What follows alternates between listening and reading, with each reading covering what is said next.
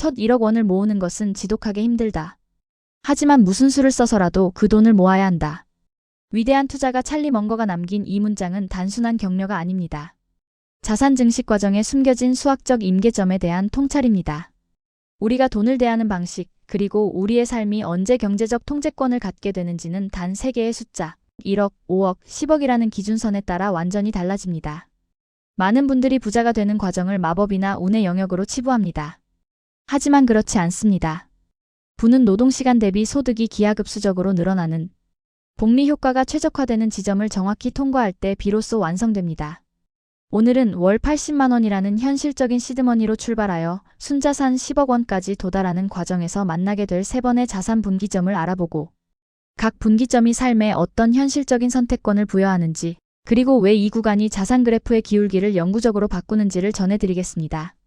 이 3가지 기준선을 이해하는 순간 재테크 여정은 더 이상 막막한 오르막길이 아니라 가속도가 붙는 고속도로로 바뀔 것입니다. 부자라고 하면 흔히 화려한 전문직이나 거액의 유산 상속자를 떠올립니다. 하지만 통계가 보여주는 진짜 부자의 모습은 다릅니다. 미국의 재정 전문가 토마스 스탠리가 20년간 100만 장자들을 추적 조사한 결과 그들 대다수는 평범한 이웃이었습니다. 연봉이 압도적으로 높지도 위험한 투기를 즐기지도 않았습니다. 대신 그들은 한 가지 원리를 본능적으로 이해하고 있었습니다.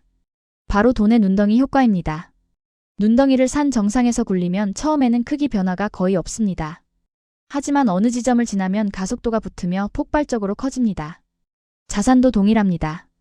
초반 몇 년은 내가 넣은 원금이 전부인 것 같고 이자는 보이지도 않습니다. 대다수가 이 지루함의 계곡을 건너지 못하고 탈락합니다. 하지만 이 구간을 견뎌내면 자산 그래프의 기울기가 수직으로 솟구치는 구간에 진입합니다. 첫 번째 분기점은 순자산 1억 원입니다. 앞서 찰리 먼거가 강조했던 그 지점입니다. 왜 1억 원이 그토록 중요할까요? 계산을 해보겠습니다. 매달 80만 원씩 꾸준히 적립식 투자를 하고 S&P 500 지수의 지난 50년 평균 수익률을 보수적으로 적용해 연 78%의 성과를 낸다고 가정해봅니다. 이 속도로 0원에서 1억 원을 만드는 데는 약 7년에서 8년이라는 긴 시간이 걸립니다. 이 기간 통장을 열어보면 절반 이상은 내가 넣은 원금이고 투자 수익은 크지 않아 보입니다. 이렇게 해서 언제 부자가 되나라는 회의감이 드는 것이 당연합니다. 하지만 1억 원 달성의 진짜 의미는 액수가 아닙니다. 자본주의 시스템에서 살아남을 기초 체력을 완성했다는 증거입니다. 악기 연주로 치면 손가락에 굳은 살이 박히고 기본 코드를 익힌 단계입니다. 이 지루한 첫 구간을 통과하면 놀라운 현상이 벌어집니다. 0원에서 1억 원까지는 8년 가까이 걸렸지만 1억 원에서 2억 원으로 가는 시간은 약 5년으로 단축됩니다. 내가 넣는 돈에 더해 기존의 1억 원이 스스로 돈을 벌기 시작했기 때문입니다. 자산 증식의 기울기가 바뀌는 첫 번째 변곡점입니다. 두 번째 분기점인 순자산 5억 원에 도달하면 삶의 질적인 변화가 일어납니다. 여기서부터는 자산이 만들어내는 현금 흐름이 피부로 느껴집니다. 5억 원의 자산이 안정적인 배당주나 지수 추종 상품에 분산 투자되어 연 57%의 수익을 낸다고 가정하면 연간 2,500만 원에서 3,500만 원 수준의 자본소득이 발생합니다. 월 200만 원 이상의 현금이 노동 없이 만들어지는 셈입니다. 이것이 의미하는 바는 명확합니다. 내 연봉의 상당 부분 혹은 최저생활비 수준을 이제는 내 자산이 대신 벌어줍니다. 직장 생활은 생존을 위한 강제 노동에서 자아실현이나 추가 소득을 위한 선택으로 바뀝니다. 회사가 부당한 대우를 하거나 구조조정의 위기가 닥쳐도 공포에 떨지 않게 됩니다. 5억 원이라는 자산이 든든한 방파제가 되어주기 때문입니다. 창업을 시도하거나 잠시 일을 쉬며 새로운 기술을 배우는 과감한 결정도 가능해집니다. 리스크를 감당할 여유가 생겼다는 것, 이것이 5억 원 구간이 주는 진짜 선물입니다. 하기 싫은 일을 억지로 참는 삶에서 내가 원하는 방향으로 인생을 설계하는 주도적인 삶으로 이동하는 단계입니다. 마지막 세 번째 분기점은 많은 분의 목표인 순자산 10억 원입니다. 이 단계는 경제적 자유의 문턱을 넘어서는 구간입니다. 매달 80만 원씩 투자하여 10억 원에 도달하려면 복리 효과를 감안해도 약 30년 가까운 시간이 필요합니다. 너무 먼 미래처럼 느껴질 수 있습니다. 하지만 이 고지에 오르면 트리니티 연구에서 말하는 4%의 법칙을 적용할 수 있게 됩니다. 자산의 4%를 매년 인출해서 써도 원금이 줄어들지 않고 보존되거나 오히려 늘어날 확률이 매우 높다는 이론입니다. 10억 원의 4%인 연 4천만 원을 생활비로 쓰면서도 자산은 계속 유지됩니다. 여기에 국민연금과 퇴직연금이 더해지면 노후 빈곤의 공포는 완전히 사라집니다. 더 놀라운 것은 속도입니다. 10억 원이 모인 시점부터는 자산 증식 속도가 노동소득을 압도합니다. 시장 상황이 좋을 때는 1년 만에 자산이 1억 원 이상 불어나는 일도 흔합니다.